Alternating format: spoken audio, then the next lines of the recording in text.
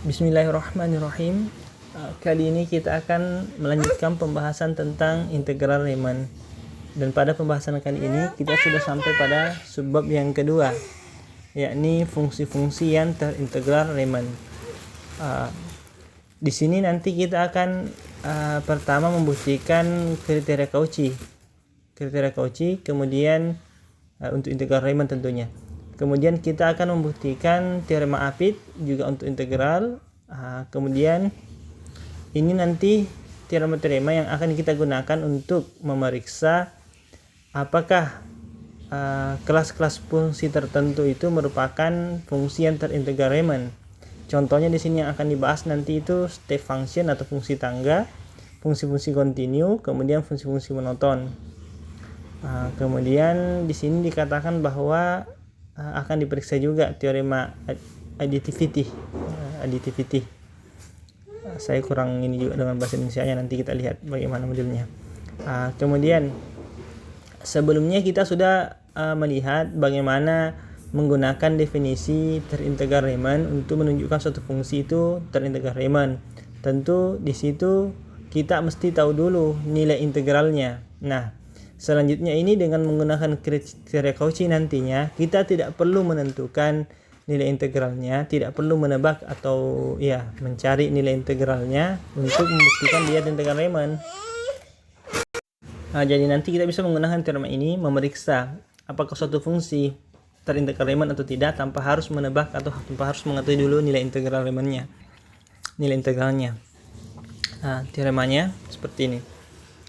Juga disebut kriteria Cauchy. Jadi sudah cukup banyak kayaknya kriteria Cauchy yang kita sudah pelajari, namun perlu kita perhatikan perbedaan-perbedaannya.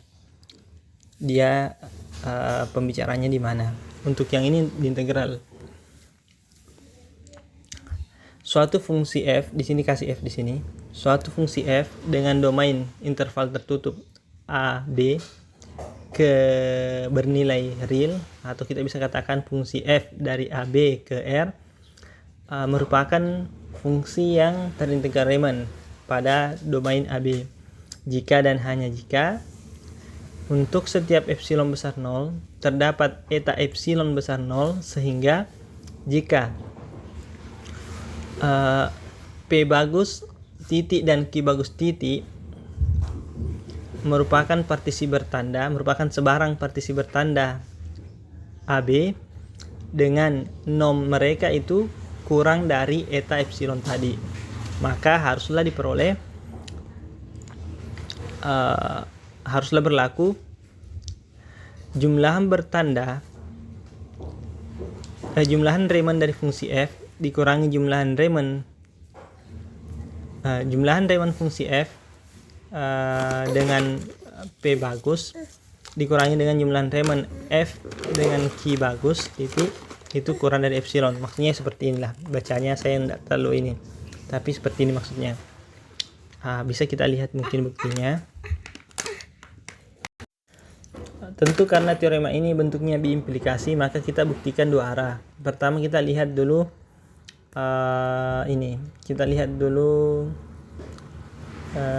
syarat perlunya. Syarat perlu f terintegral Riemann. Berarti kita punya misalnya f terintegral Riemann dengan nilai L. Kemudian pilih ini eta epsilon sama dengan delta epsilon per 2 itu lebih dari 0, sehingga jadi dipilih itu delta epsilon per 2. Di sini kan diminta ada ini epsilon per 2. Ini maksudnya nanti adalah kalau kita punya epsilon sebarang, jadi kita mungkin perlu kalau kita mau lengkapi ini tulis dulu targetnya kan yang ini.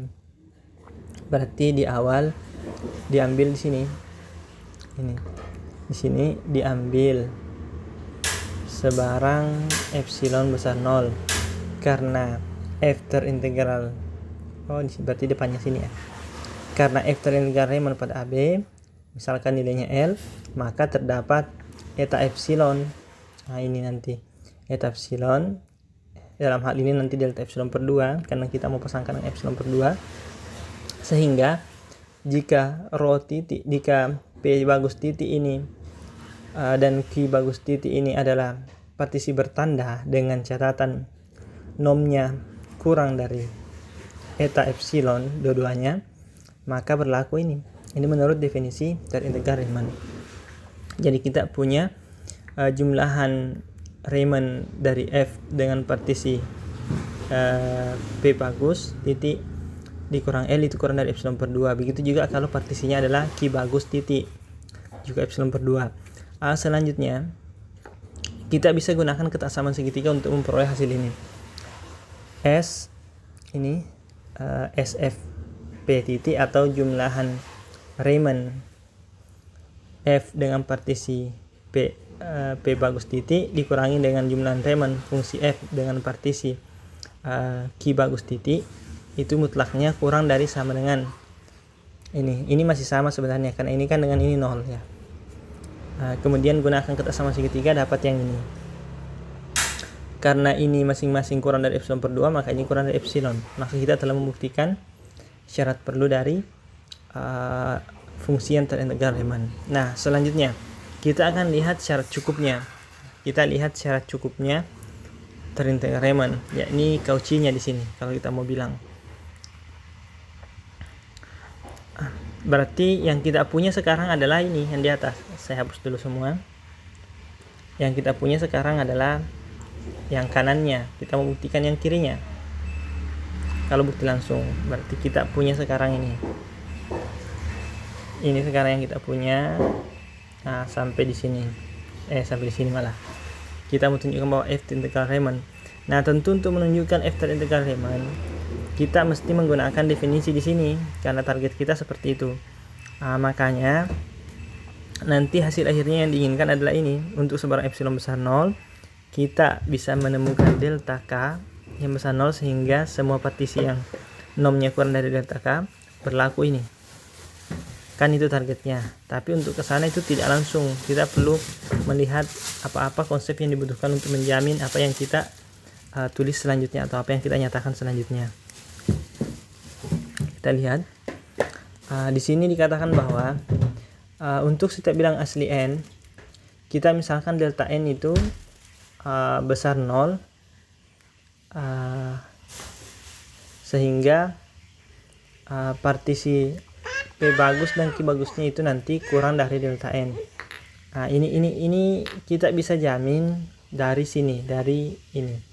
Kan setiap epsilon besar 0 nanti terdapat eta epsilon besar 0.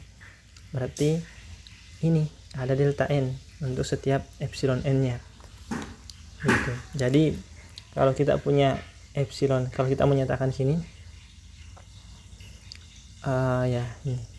Kalau kita punya epsilon n-nya adalah epsilon n-nya di sini adalah 1/n, maka selalu ada delta n-nya atau yang di atas dia pakai eta epsilon, berarti kita akan eta n, dalam hal ini ditulis delta n.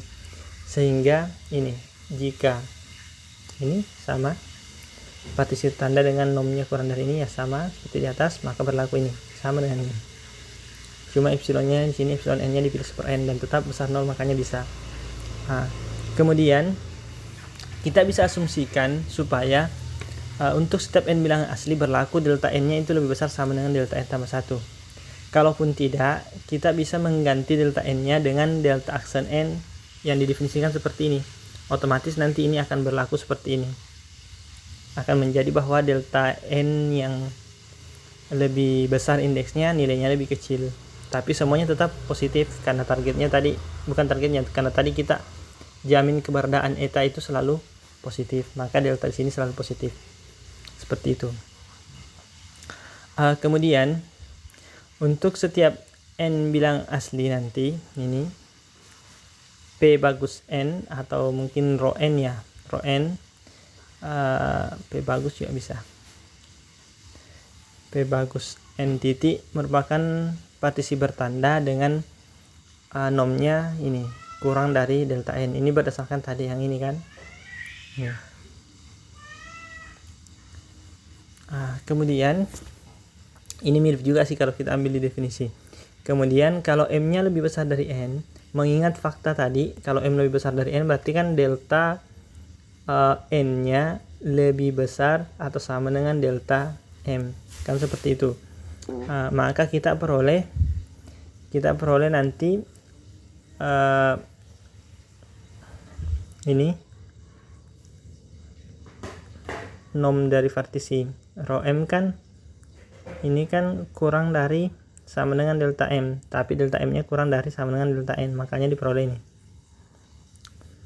Sehingga kita punya ini berdasarkan model kita tadi di atas yang ini. Makanya bisa ditulis begini. Ini sudah mirip-mirip Cauchy kalau kita lihat karena ada M-nya dan ada N-nya. Akibatnya apa? Kita memperoleh barisan jumlahan Riemann P bagus M titik yang bergerak dari M sama dengan 1 sampai tak hingga. Jadi kita perhatikan di sini M-nya sebagai Cauchy-nya. Mungkin supaya untuk mengesankan lebih ke supaya kita bisa membedakan nanti dengan N yang di sini. Intinya kita perlu barisan itu. Dan ini nanti merupakan barisan Cauchy. Mengapa? Dia kan memenuhi yang ini. Ini kan memenuhi, kalau memenuhi ini kan pasti Cauchy. Sudah dipelajari di konsep barisan. Kemudian karena itu menurut sifat kelengkapan bilangan real, kalau dia Cauchy maka dia pasti konvergen di real. Berarti ini barisan Cauchy tadi konvergen di real. Nah, kita misalkan titik konvergennya itu adalah A ini. Inilah nanti yang bakal calon menjadi nilai integral Riemann-nya. Sekarang kita kenakan limit terhadap M di 1 ini. Kita limitkan terhadap M menuju tak hingga. Kita akan peroleh bentuk ini. Jumlahan Riemann F untuk partisi P bagus N titik kurang A itu kurang dari sama dengan 1/n untuk setiap N bilangan asli. Sekarang untuk melihat terintegral Riemann-nya, kita bawa ke definisinya. Yaitu ambil dulu sembarang epsilon besar 0. Ini. Kemudian menurut Archimedean pasti kita bisa temukan K bilangan asli yang memenuhi ini. Itu menurut Archimedean. Kemudian jika Q bagus titik adalah partisi bertanda dengan sifat dia kurang dari delta K. Tadi kan kita sudah punya delta N banyak sekali. Sekarang kita ambil yang delta K-nya ini. Tentu memenuhi tadi yang ini. Adalah salah satu di antara ini ya. Kalau kita mau bilang salah satu di antara yang ini. Seperti itu. Kemudian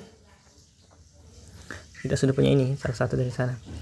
Kemudian karena dia seperti itu, maka kita akan peroleh hasil berikutnya, yaitu SF Q bagus titik kurang A yang ini itu pasti kurang dari sama dengan ini sebenarnya dibuat dulu pakai kesamaan segitiga. Ini kan ini dengan ini kan 0 kalau tanpa tanda mutlak. Dengan kesamaan segitiga dapat yang ini.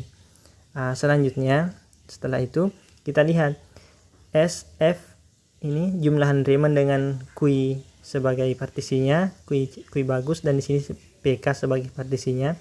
Kedua-duanya ini kan kurang dari delta K.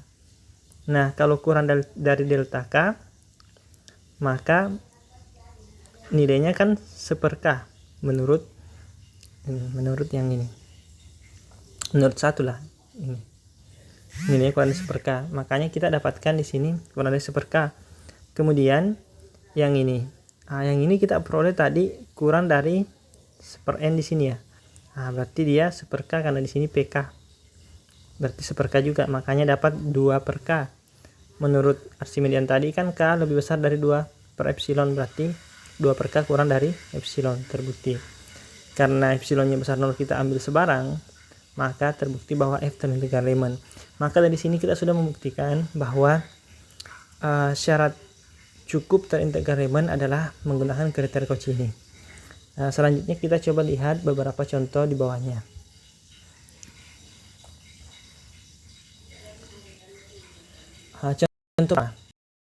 Contoh pertama, misalkan G domainnya 03 ke real merupakan fungsi yang kita pelajari di contoh 714 bagian B. Ini sudah di contoh sebelumnya.